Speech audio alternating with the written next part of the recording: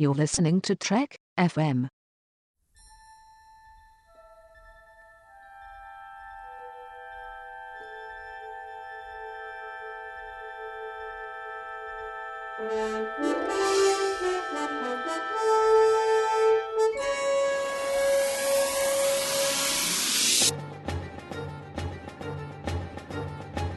Hello, welcome to a new episode of From There to Here, Trek FM's 50th anniversary rewatch of Star Trek, in which we look at all 729 episodes from beginning to end. I'm your host, Richard Marquez, and here with me is... Tony Robinson, all the way from the UK. Yay! How you doing, Tony? I'm doing good, yeah. I'm loving the time difference between the pair of us, so it's amazing. Yeah, there's like 8 hours difference between you and I. Yeah. So, we're going to be discussing 2 episodes today, Voyager episodes, because that's all really that's left. Collective and Spirit Folk. All right, Collective. Voyager finds a Borg cube controlled by assimilated children who have been separated from the collective mind. So, basically, this episode is it's an introduction to the Borg children that we see later on in the later episodes in also season 7 of Voyager, and basically that's basically what it is. What do you think of it, Tony? Yeah, it's an interesting premise. I mean, you're going along and you come across a Borg cube suddenly facing you.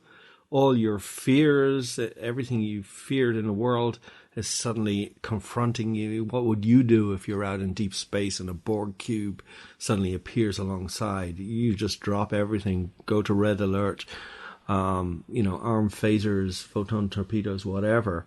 But you kind of, in the back of your mind, you fear the worst. And you know it's only a matter of time before you're dead. But Right. Something is wrong with the picture. The Borg aren't fighting back.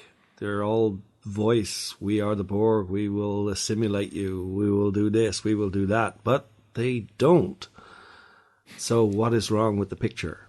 And eventually we learn that practically all the Borg on board are dead, except for these 5 or 6 kids who are Borglings. Borglings? Borglings. Borglings. I like that. Borglings. Yeah. But, technically, wouldn't that have to be, they would have to be born into the Borg? I mean, in a sense, they're assimilated at a young age. I think we find that these children have been captured and assimilated, but there is a little baby thing in a hibernation chamber or maturation chamber that is I'm not sure if it's been taken from a mother as an infant, and that's a good point. I actually forgot about that. Yeah, when they found that. Yep. I think it's the second time we see a little baby with Borg implants. I think Captain Picard comes across a baby in one of the episodes of TNG. When they first encounter the Borg, he opens a drawer. There's some kind of drawer that he pulls open, and then there's this little baby inside. Well, we also see another episode where what are those things called? The nanomachines, the Borg, whatever, the Borg nanomachines, assimilate the Doctor's mobile emitter. I don't know if that's before or after this episode, but I do remember at least seeing an actual Borg child growing up, and basically from a fetus to a full grown adult. I mean, the 29th century version of the Borg. I mean, can you imagine that? Jeez, yeah. They got a hold of that guy.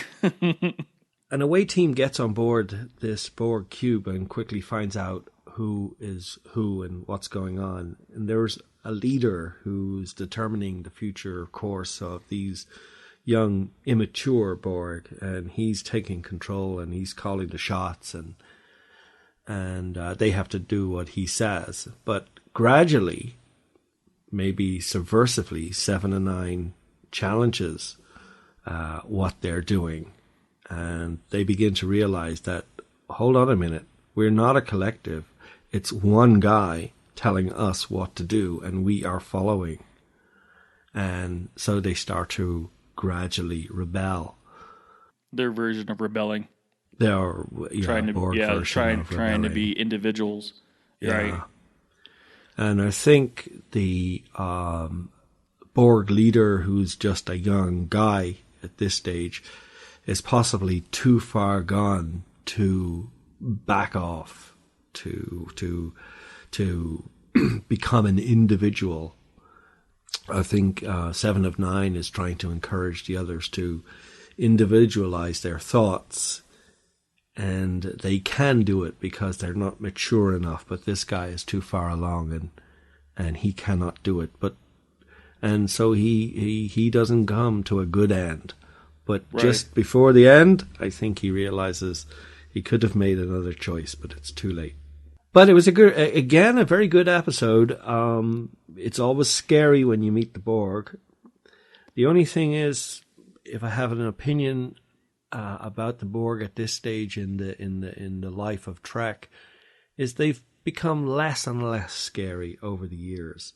When we first saw them, when Q threw the Enterprise D out to somewhere that no man had gone before, and we saw the Borg for the first time, I can tell you I was genuinely scared by what these people could be. They were unstoppable.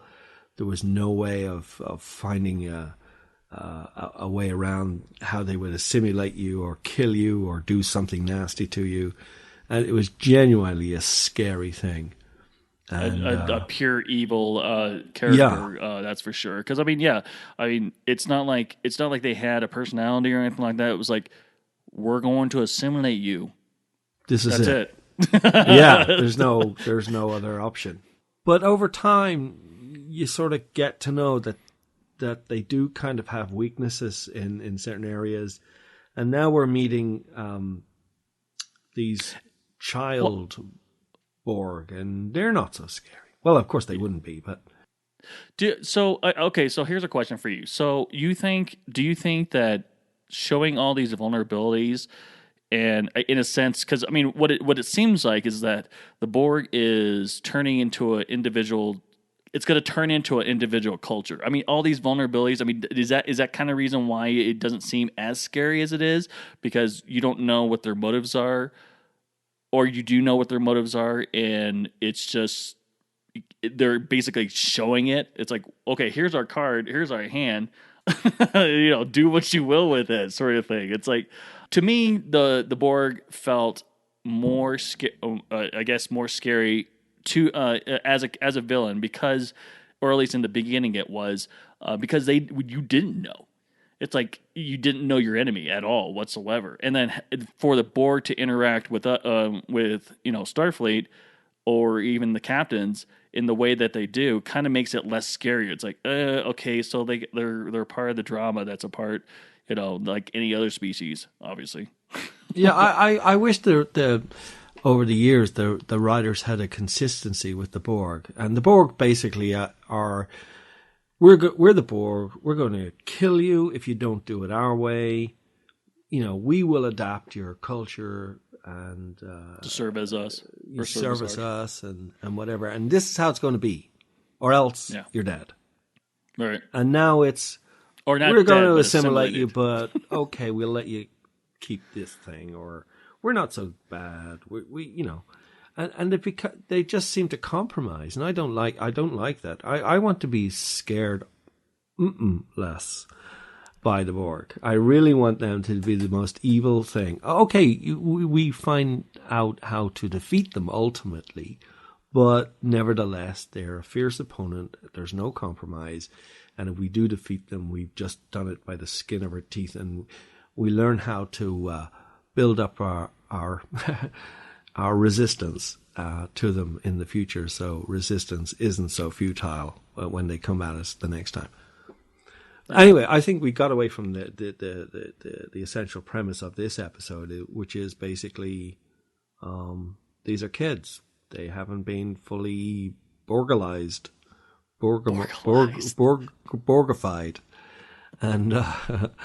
and they can be rescued. And, There you go. And they are. Awesome. What gets me in the episode is how quickly they lose their implants and almost become like children. They still have a kind of a stern, we do it this way kind of approach to life, but they just seem to be more, I'm not going to say human because they're not human, but they're more humanoid than Borg. Mm. And they seem to attain that status very quickly. And that kind of bothers me. It's like, oh yeah, just unplug this thing and you'll be back to normal in no time. Maybe because they're children that they regenerate faster. Yeah. There we go. There's a rationale right there. Okay. All right. So let's move on to the next episode. All right. Spirit Folk. The characters in Fairhaven holoprogram begin to suspect the Voyager crew after they witness several supernatural occurrences. Okay, so I'm not a big fan of the Fairhaven episodes, but this one definitely was one of my favorite ones. Lots of conspiracy. Obviously, I mean, could you imagine if something like that happened today? That just all of a sudden you see someone turn into a cow. It's like, oh my gosh! I mean, you can always imagine that, you know, that's how folktales begin and myths and whatnot. But like here, it's obviously to the extreme because obviously they're holograms. But like, yeah, it's just it's a fun episode, or at least I thought. I was laughing through the whole entire thing. That or not the whole entire thing, but most of it. That I could only imagine how like a paranoid person could see it that way, and it just make all these like rumors, and it's just how it starts. What do you think? Yeah, well, okay, I'll give you that it's a fun episode in the sense that, you know, it's all tongue in cheek, and everyone's having a great time. My beef is that because I'm from Ireland, these people who seem to be representing my country don't seem to be doing it in the way I would normally associate people from my country. But in that sense, everything is cartoonish, everything is a cliche, and I have to go with the flow and just sit back and enjoy it. So on that level, that's the only reason why I wouldn't particularly like this episode. It kind of smacks too much of a cliche for me. Well, and yeah, you're right. Definitely, it definitely. I mean, not every Irish village is exactly like this. I mean, I guess maybe one or two. I don't know. I really don't know. But I mean, no. I mean, I say that because, you know, I've been to Ireland and you know, traveled through the southern part of Ireland, and yeah, it definitely. I mean, it has that feel. I mean, I like that feel of a small village, kind of like Fairhaven. I mean, maybe not that close because I'm not a small town person. I'm a big town person, but like the feel. I mean, actually visiting one like this kind of environment, I can see, you know, being relaxing in a sense of like you're getting away from everything you're doing on Voyager. It's obviously, you know, that's the whole point of the holodeck, and especially in this case because now they can escape to another village with another kind of social aspect, and it's just a lot more fun. So, oh yeah, I mean, I can't be too critical of it. It's just kind of it. I mean, it must be. What must it be like if you're a Mexican American and everybody's just wearing ponchos and sombreros, you know, and eating burritos and tacos and whatever? I mean, what would you say? What would you say, Richard? Well, you know, a being of Mexican descent. Oh, really?